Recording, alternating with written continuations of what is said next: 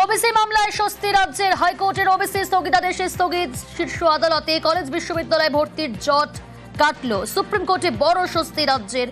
নতুন ওবিসি লিস্টে কলকাতা হাইকোর্টের স্থগিতাদেশের নির্দেশে স্থগিতাদেশ দিল সুপ্রিম কোর্ট। ডিটেল জানবো, মৈত্রেয়ী রয়েছে আমার সঙ্গে। মৈত্রেয়ী, দেখো, অত্যন্ত বড় স্বস্তি রাজ্যের জন্য, কারণ দীর্ঘদিন ধরেই ওবিসি মামলা চলছিল। আজকে প্রধান বিচারপতি বি আর গাভাইয়ের বেঞ্চে এই মামলার শুনানি হয় এবং সেখানে প্রধান বিচারপতির তরফ থেকে প্রশ্ন তোলা হয় যে এক্সিকিউটিভ অর্ডারের উপর কিভাবে হাইকোর্টের তরফ থেকে স্থগিতাদেশ দেওয়া হয়েছে। অন্যদিকে কাউন্টার আর্গুমেন্ট যারা আইনজীবীরা ছিলেন তাদের তরফ থেকে counter argument senior advocate Ranjit Kumar, তার কাউন্টার আর্গুমেন্ট ছিল যে রাজ্য সঠিক নিয়ম মেনে এবং এই ব্যাকওয়ার্ড ক্লাসেসের তরফ থেকে নতুন তালিকা তৈরি করা হয়নি।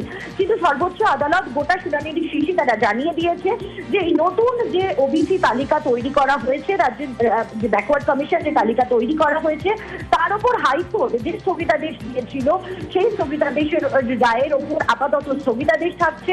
সর্বোচ্চ আদালতের তরফ থেকে হাইকোর্টের প্রধান বিচারপতিকে নির্দেশ দেওয়া হবে নতুন বেঞ্চ গঠনের জন্য এবং এই মামলা 6 থেকে 8 সপ্তাহের মধ্যে যাতে তার নিষ্পত্তি করা হয় সেই নির্দেশ দেওয়া হবে। সর্বোচ্চ আদালতে আগামী সোমবার এই মামলার পরবর্তী শুনানি হবে।